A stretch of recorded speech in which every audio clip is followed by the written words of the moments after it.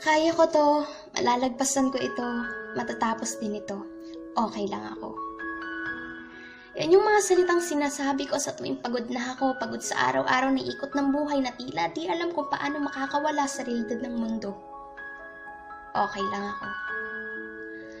Okey lang akong pilitin yung sarili kong ngumiti sa gitna ng sitwasyong ako'y humihigbi sa kakaiyak habang nakakulong sa isang kwarto upang walang makarinig kasi nga ang alam nilang lahat ay okey lang ako. Okey lang ako.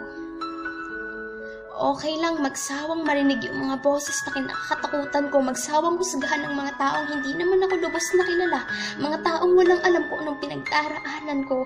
Okey lang ako.